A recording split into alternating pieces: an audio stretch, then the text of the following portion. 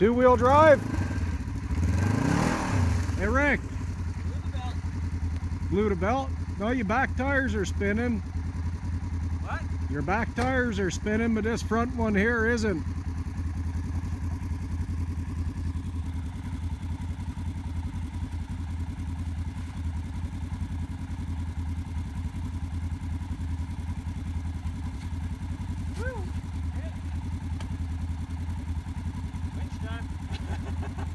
It appears.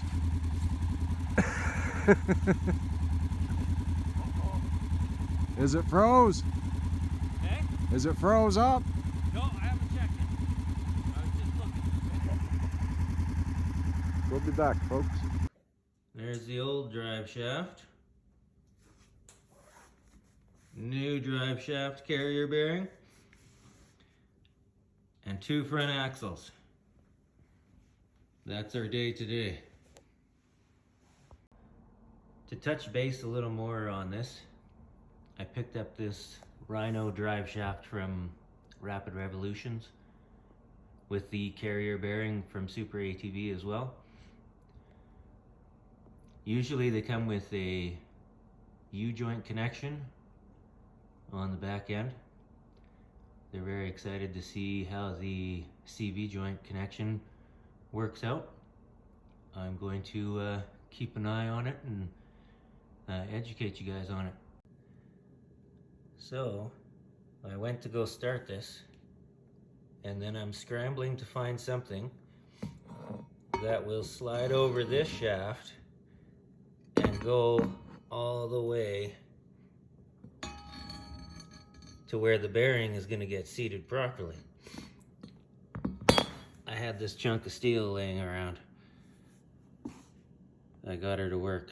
Now I'm going to put the bearing on.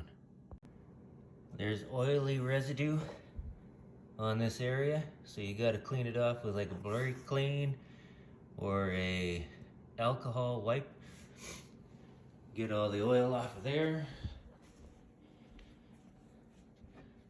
Get the oil off the inner race of the bearing here.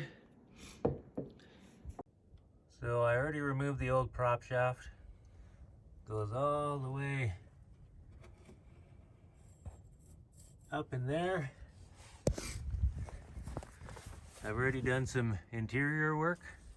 Beautiful, isn't it? I needed to look and figure out what I had to do. So now I'm going to try and remove that section there, and then my carrier bearing is just going to be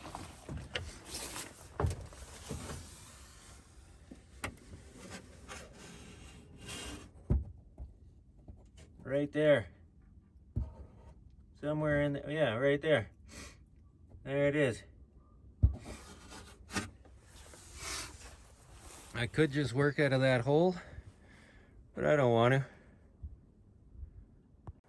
I thought I'd mention that this is on a 4-seater Polaris General with 30-inch crypted tires. I will be replacing this shaft for sure.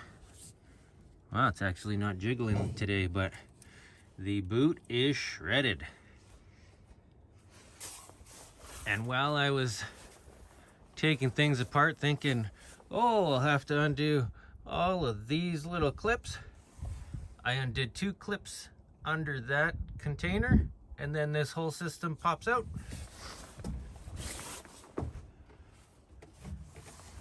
What gives you great access in here.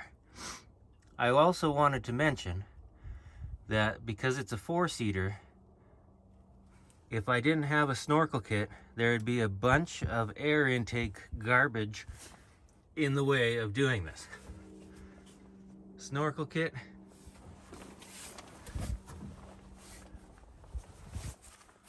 Only takes up space back here. So sliding the drive shaft in.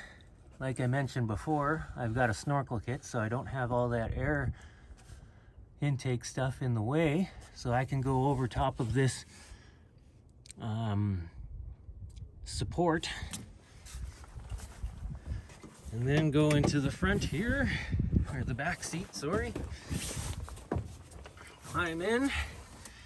I've got my carrier bearing housing installed.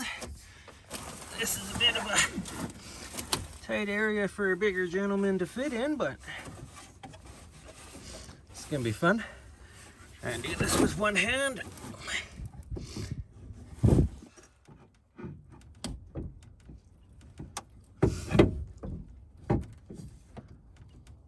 Oh yeah. Oh, we're stuck. This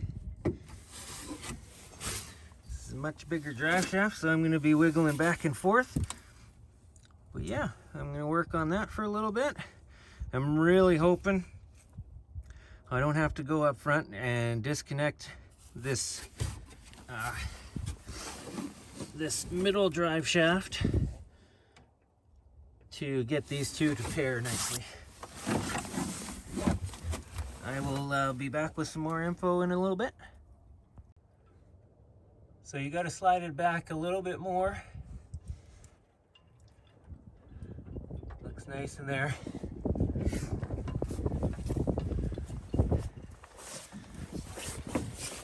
Still haven't found out if the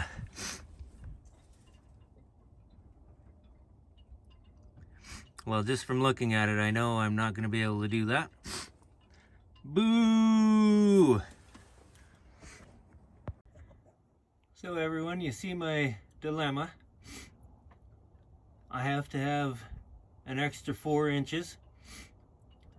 So that means I've got to take that drive shaft apart. To do so, I've got to disconnect hopefully just that panel, and it should come out, and then I should be able to work underneath there. So the worst is expected. It's a 4-seater. I'm gonna try and undo this carrier bearing to gain the extra 4 inches.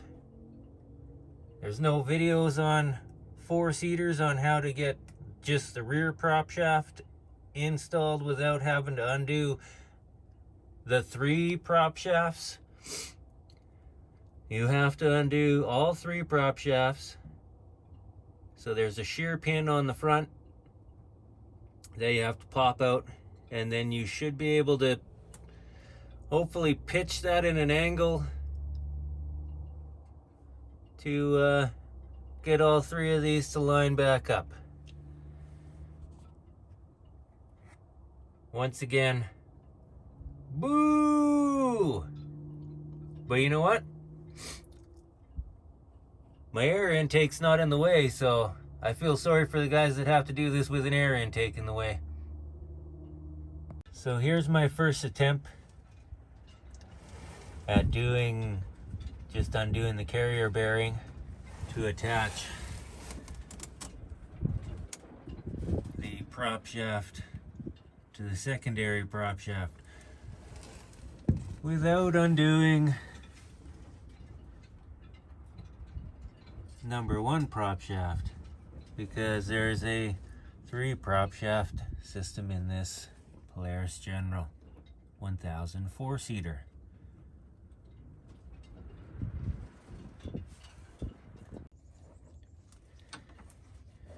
Trying to get a video of how awkward this carrier bearing bolt is.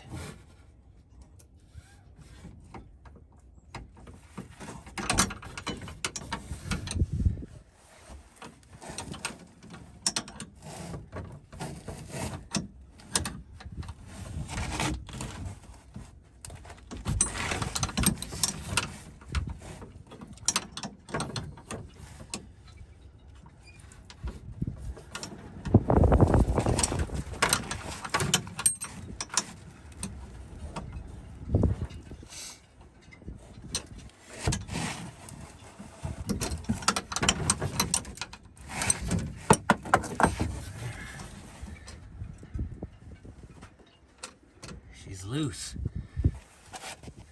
Now I gotta do that one. Should I mention that it is in Canada a -10 and it's blowing with probably 30-kilometer-hour winds right now and threatening to snow. And I love running the air conditioner in my garage, you know, but it would be nice if the sun was out, because I'd prefer the heat on in -10. Ladies and gentlemen, victory is mine. I do not have to take the shear pin out of the front to get these two to mate with the primary. Sorry that I'm crawling all over the place, but look at that. I've got it meeting up. Attached. Oh yeah. New Rhino prop shaft. So now that I've got them all connected, you gotta remember to put your washers and your bolts back in. Gotta get some Loctite for them. Then I can continue back here and tighten down to spec on those and line that greaser ring. Can't point at it because I'm at the front seat right now, but line the greaser ring up and then put the lid on, and then she's done on that part.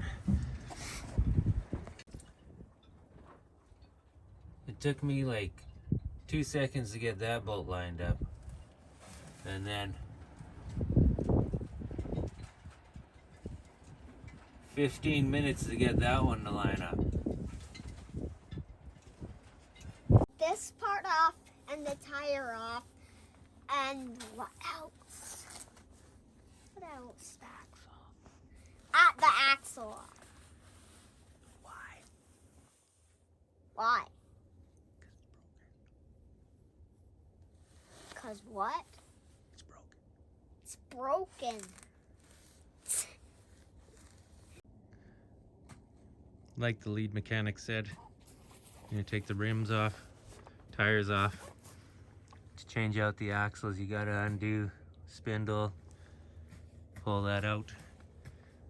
Same with this set. I'm just gonna do both because I got 2 new replacements, so why not put 2 new ones and just have a spare just in case on a Polaris General 4-seater. While I was getting it all jacked up, I've got to order a new A-arm. She's dented.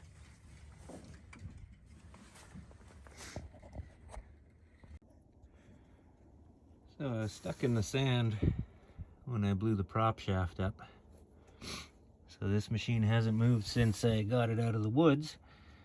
I'm gonna have to undo that guy, and that guy. And if you're wondering why I'm sniffling, it's because the air conditioning's still on in my garage. So I'm gonna try and just disconnect the crown nut and see if I can just pull the shaft out. If not, then I'll have to disconnect this point and the shock. We're just gonna try that for now. It goes all the way around by itself. All right, now you gotta go the other way. You want some help? Here. Oh. What's this wreck? There's no indication on how to remove this ball joint. So what I'm trying to do is take the bolt out, because I've seen that it has a divot on the ball joint itself. And it'll be easy to remove then. So removing that bolt allowed the ball joint to release. Now I can do the rest of the work. I'm used to a different kind of ball joint where you actually just bash against here and it releases because of the pressure involved. As I was thinking to myself, I should probably wear gloves to pull this axle out, I tried to not wear gloves. Recommend wearing gloves. Driver's side, niche industry axle. Way more solid in there. Shock strapped up. Like I said, when trying to pull the axle out, try and wear gloves so that you don't bash the thumb or any of your hands, you know. It's all in mechanical work. Now repeat removal. And then over to the other side. Hopefully it goes a little faster and smoother. So this shaft is still good. I'm just gonna see if I can get it rebooted. And then I've got a nice spare. All done this side. It took me a fraction of the time, other than trying to pull that out. I was way more efficient with this side. Took me about, I don't know, 20 minutes. And the other side was probably just over an hour. Once you get the hang of it, it's quick and simple. Undo your shock, undo the ball joint, and remove the bolt completely, and then this A-arm releases. Undo the tie rod, and then let it all drop down, pull it out. Yard on it, make sure to wear gloves to yard on it out. And unfortunately, there'll be another video of replacing A-arms. Front end's back together. I'll have to tighten the wheel lug nuts. Everything else is nice and tight. I'm just going around and making sure I grease everything. So there's a grease nipple right there. There's one on the opposite side as well. Then there's a grease nipple on the prop shaft there.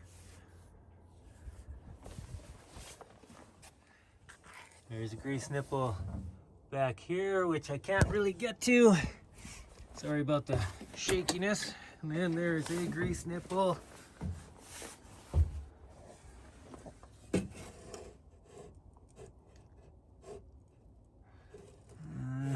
on the carrier bearing and that prop shaft as well, if it'll focus.